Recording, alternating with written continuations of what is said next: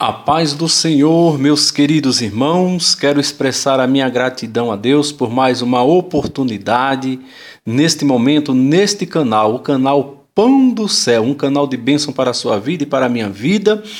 É uma oportunidade, um privilégio que Deus nos concede de fazermos mais um comentário sobre as nossas lições da nossa Escola Bíblica Dominical, a nossa revista Betel Dominical. Quero agradecer a Deus pela vida de cada amigo, cada irmão que nos acompanha neste canal. Dê aí a sua participação, dê o seu joinha, ative o sininho e compartilhe a palavra do nosso Deus. Que o Senhor, nosso Deus, possa recompensar todos vocês. Quero deixar aqui um esclarecimento que nós comentamos procurando o máximo não sair do foco da lição, daquilo que diz a lição, porque nós entendemos que precisamos valorizar o conteúdo da nossa revista, porque esse é o conteúdo preparado, não é, para que seja comentado na nossa Escola Bíblica Dominical. Então nós temos aqui a próxima lição. Na sequência, é a lição de número 9 para o dia 27 de maio de 2018. E o título da lição diz o seguinte: é preciso buscar crescimento espiritual. Veja que o título diz que é preciso, ou seja, não é uma opção, é uma necessidade o crente buscar crescimento espiritual. O povo de Deus não pode ser povo raquítico espiritual, não pode ser anão espiritual, pois o inimigo da nossa alma é espiritual e ele nem cansa e nem descansa de atacar a vida de cada servo do Senhor Jesus. O texto áureo diz o seguinte: antes crescei na graça e conhecimento de nosso Senhor e Salvador Jesus Cristo. A Ele seja dada a glória, assim como no dia da eternidade. Amém. Este versículo é 2 Pedro, capítulo 3, versículo 18. Nós entendemos já no texto áureo que a vida do cristão tem que ser uma aflição, não para o próprio cristão, mas para o mundo. É verdade, o mundo tem que ficar aflito e agitado por causa da vida que um cristão tem em pronunciar o evangelho do Senhor Jesus. Na caminhada do cristão, a bagagem é uma cruz e a casa do cristão é comparada a um barco.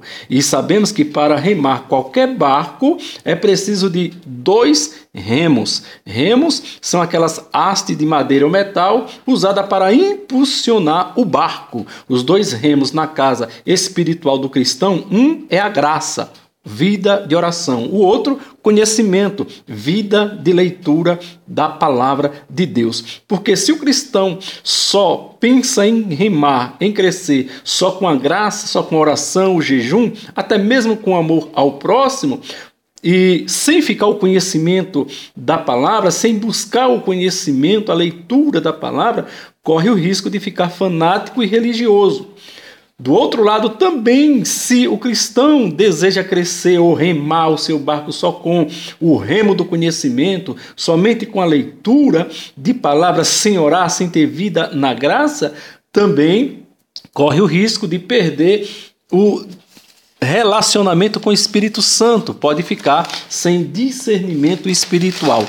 A nossa verdade aplicada, ela diz o seguinte: o novo nascimento é o início do processo de crescimento espiritual, que deve ser contínuo e progressivo. Meus amados, só há crescimento espiritual para quem aceita nascer de novo, virar uma criança no Espírito. São muitos os que estão na igreja há anos, mas nunca nasceram de novo. São aqueles que confrontam a palavra de Deus, rejeitando o ensino. Isso é uma característica ainda da velha natureza. Veja que, partindo agora para a nossa introdução, que diz o seguinte: é certo que o ambiente e as circunstâncias influenciam, porém, as atitudes e escolhas do discípulo de Cristo podem determinar o seu crescimento espiritual. Meus amados e queridos irmãos, estamos dentro do mundo e a nossa razão de estarmos neste mundo é para influenciar o mundo a ser igreja e nunca ser influenciado por ele.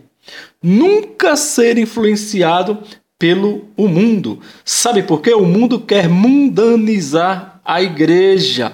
E só tem um que resiste na minha vida e na sua vida, é a presença do Espírito Santo de Deus.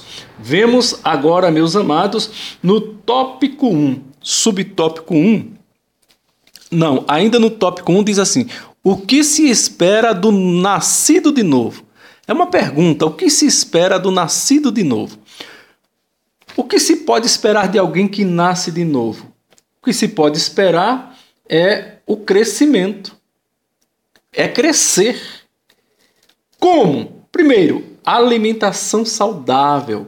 Porque o neófito, o novo convertido, não vai crescer sem experimentar o pão da vida. Uma criança fisicamente mal alimentada vai se atrofiar em alguma área da sua vida. Se o novo convertido for mal alimentado e crescer assim, será um tropeço, será um atrofiado dentro da igreja. Agora sim, o tópico 1, subtópico 1 diz: Jesus Cristo experimentou o crescimento. Meus amados irmãos, também o nosso Jesus experimentou o crescimento. Deus, quando se humanizou em Cristo Jesus, passou por todo o processo humano, nascimento físico, crescimento físico, sem desprezar o crescimento espiritual. Isso podemos ver em Lucas capítulo 2, versículo 40, que diz: e o menino crescia e se fortalecia em espírito, cheio de sabedoria, e a graça de Deus estava sobre ele. A graça de Deus estava sobre Jesus, porque Jesus crescia, se fortalecia, era cheio de sabedoria, e por causa desta intenção, Deus derramava toda a graça sobre ele. Agora, e por que Deus derramava toda a graça? Porque no versículo 41 diz assim: ora, todos os anos iam seus pais a Jerusalém. Então nós vemos aqui a Bíblia dizendo que Jesus foi criado pelos pais nos caminhos do Senhor nosso Deus. Aqueles que querem se tornar discípulo de Cristo pelo nascer de novo, precisa deletar de sua vida, de sua mente, toda a prática do velho homem, para que o Espírito Santo possa realizar o processo da regeneração. Se tornar discípulo de Cristo com a mente de homem mundano é como colocar remendo velho em pano novo, é como colocar vinho novo em odres velhos. Não vai suportar. Glória a Deus, meus amados. Indo agora para o tópico 1, subtópico 2, que diz: metáforas que indicam crescimento. O que é uma metáfora? Metáfora significa fazer comparação com palavras. Metáfora significa usar figura de linguagem. Dando exemplo, se eu elogio algum amigo meu dizendo: este meu amigo tem a força de um touro. Literalmente, ele não é um touro. Estou usando uma figura de linguagem para comparar o reconhecimento da força do meu amigo. Assim também é a Bíblia. E nós vemos no Salmo de número 1, capítulo, versículo de 1 a 3, a Bíblia diz o seguinte, no versículo de número 3, que nós somos comparados a uma árvore. É a metáfora da árvore. Quando diz que a vida de um crente é como uma árvore plantada junto a ribeiros de águas, significa muita vida, sempre viva em nós. Isso significa a vida eterna. O Salmo 46 diz que há um rio cujas correntes alegram a cidade de Deus, e o crente está regado as suas raízes por essas águas. Quando diz que dá o seu fruto na estação própria, significa esperar o tempo de Deus. O cristão que é assim, ele espera o tempo de Deus para frutificar. Ele é equilibrado e não precipitado, cujas folhas não caem. Ou seja, com muitas folhas dá sombra, e sombra é bênção. Isso significa que o cristão terá uma vida abençoada, se tornando um abençoador.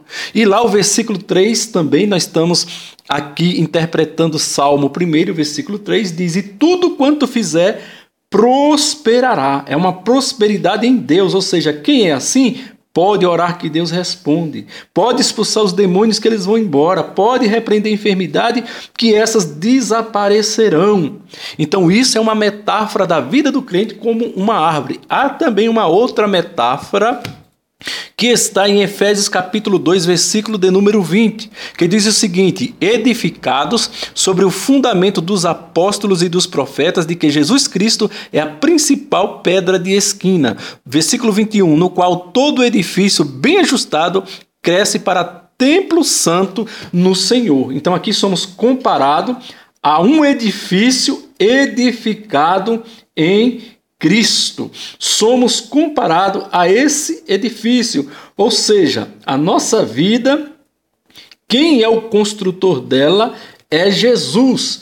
Então, quando somos edificados por Cristo, isso significa ter vida cristocêntrica. É o que está lá em Gálatas 2:20. Vivo não mais eu, mas Cristo vive em mim. Ser edificados como edifício em Cristo é que nossas mensagens também têm que ser cristocêntricas. Se o mundo não ver Cristo em nossa vida, se o mundo não ver Cristo em nossas mensagens, e se nossas mensagens não falar de Jesus, nossa casa está edificada sobre areia. A ausência de Cristo não cresce, só incha a igreja. Amados, tópico 1, subtópico 3, que diz o seguinte: a necessidade do crescimento. Meus amados irmãos, todo aquele que quer se tornar discípulo de Jesus não pode ficar estagnado no crescimento espiritual. Não pode se tornar um anão espiritual na casa de Deus. Quando não temos vontade de crescer espiritualmente em Deus, fica presa fácil das heresias. E é verdade, nos últimos anos algumas igrejas estão santificando objetos para levantar recursos financeiros. Isso é amuletos de sorte, isso é superstição. Nosso Brasil, infelizmente, é um dos países mais católicos do mundo, por enquanto. Os brasileiros são influenciados a crer no que vê e no que tem. E por isso alguns que se dizem apóstolos, que se dizem pastores, sabendo disso, estão catequizando os fiéis. Quantas igrejas evangélicas, que se dizem evangélicas, que já se transformaram em igrejas católicas? Há muito tempo isso tem acontecido. Se você estiver numa igreja e não tiver palavra contra o pecado, doutrina e disciplina, você não está na igreja do Senhor Jesus. Tópico 2, o processo do crescimento espiritual. Meus amados, há um processo no crescimento espiritual. E quem falou que é fácil? Não é fácil, mas também não é impossível. Amados irmãos, nós vemos que Deus deseja esse crescimento em nossa vida. É que ocorre também alguns fatores influenciadores semelhantes ocorrem no crescimento físico. É verdade. Para que o processo venha acontecer em nossa vida, tem que ocorrer esses fatores. E no tópico 2, subtópico 1, diz a participação humana. É o primeiro fator, é a sua participação no seu crescimento.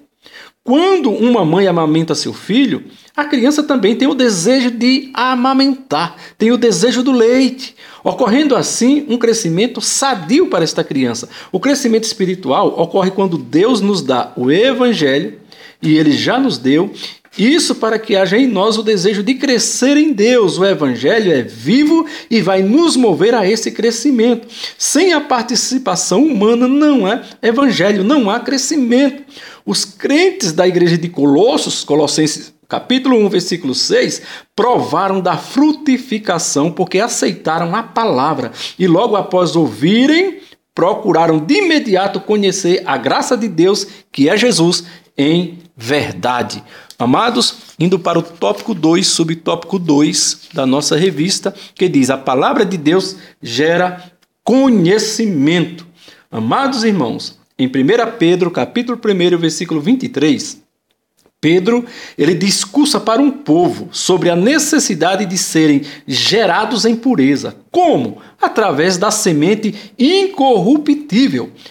E o que é uma semente incorruptível. É uma semente viva que permanece para sempre. E que semente é essa? Assim como seria um crime adicionarmos uma bebida alcoólica na mamadeira, no leite, para amamentar uma criança, assim também é um crime espiritual adulterar a palavra de Deus com qualquer mistura. A palavra de Deus nunca foi dura. Duro é o coração do homem. Sem a palavra de Deus, não há crescimento espiritual. O máximo que pode haver é a mudança do estado de salvo para religioso.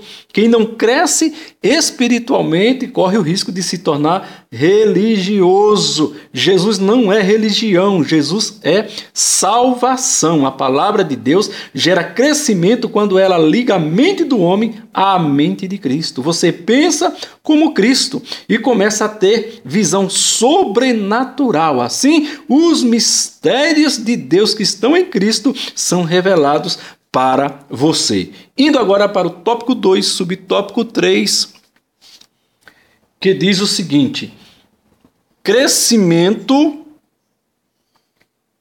processo contínuo. Crescimento, processo contínuo. Ninguém cresce de um dia para o outro. É contínuo porque, sendo assim, há fortalecimento. É contínuo porque tem as experiências a serem vividas. É contínuo porque, nessa medida, você será provado na fé. Isso é um recurso que Deus usa para que conheçamos de verdade o nosso coração. É contínuo porque Deus trabalha no tempo e com o tempo. Glória a Deus. Vamos para o tópico 3, que diz a importância do crescimento. Agora sim, a importância do crescimento no tópico 3. Meus amados irmãos, muitos são as circunstâncias que dizem não ser necessário vida dedicada à palavra de Deus. Diante das tribulações e sofrimento, das aberrações dos escarnecedores, das apostasias e dos confrontadores, pensamos, será que vale a pena? Meus amados irmãos, sim, vale a pena porque o amor de Deus que é derramado sobre você supera tudo isso. Glória a Deus. No tópico 3, subtópico 1 diz, crescer enquanto caminha. Crescer enquanto caminha, ou seja, cada passo que você dá é uma página vivida nas experiências e nas aprovações do Senhor. Em Salmo 119, versículo 105, lá diz o salmista, lâmpada para os meus pés é a tua palavra e luz para o meu caminho. Lâmpada para os meus pés, farol baixo, luz para o caminho, farol alto. Então você vai saber e você vai ver onde está pisando, porque a palavra se torna um farol de Deus na tua vida. Bendito seja Deus. O tópico 3, subtópico 2 diz, os perigos do não crescimento. Meus amados, são dois os perigos aqui que querem abater o crescimento espiritual. O primeiro deles são ventos de doutrina. O que é isso? Amados, só existe uma doutrina legítima, a doutrina bíblica. Ventos de doutrinas são as doutrinas humanas, são os ensinamentos humanos, aqueles que atendem, a princípio, os caprichos e interesses do homem mais do que a vontade de Deus. E o outro perigo é o modismo teológico. Esse mal moderno está tentando apagar o Espírito Santo dentro da igreja, tentando transformar a pregação genuína em discursos seculares que em nada edificam. Ou seja, os livros valem mais do que a Bíblia. Amados irmãos, que absurdo que nós vemos, mas o Senhor Jesus ainda está conosco. Tópico 3, subtópico 3, que diz o seguinte, não sejamos negligentes. É verdade. E por quê? Porque temos que ser responsáveis. Temos responsabilidade para com tudo aquilo que é de Deus. Igreja, meus amados, não é museu de santo. O comodismo religioso tem retardado o crescimento na vida de muitas pessoas na igreja. Tiago, capítulo 1, versículo 5 diz: quem tem falta de sabedoria, peça a Deus. Infelizmente, os cristãos não estão tendo mais força de pedir a Deus aquilo que Deus está pronto para lhe dar. Infelizmente, é grande o número de crentes que já desviaram do evangelho, outros que já deviam ser pais espirituais, infelizmente ainda são crianças na fé. Isso é o que mais tem gerado as meninices espirituais na igreja. Infelizmente, meus amados, e a nossa conclusão, ela diz o seguinte: precisamos diariamente ir abandonando as práticas da velha maneira de viver, a fim de que o nosso desenvolvimento não seja impedido. Efésios 4:13. A nossa conclusão, ela fecha esse assunto dizendo: quem causa o impedimento na vida espiritual do crente é o próprio crente, nunca é Deus. Deus, amado, já nos deu todos os recursos necessários para que possamos aprender a sua palavra. O que falta é só dedicação, é só busca de Deus. Jesus falou: quem busca acha, quem bate abre, quem pede recebe. Então, que esta lição sirva para mim, para você, para todos os ouvintes, seus alunos da escola dominical, receber de Deus a sabedoria necessária para crescer na vida espiritual. E as demais coisas, com certeza, virão como lucro na vida de cada um. Meus amados, chegamos a mais um final de um assunto, de uma lição.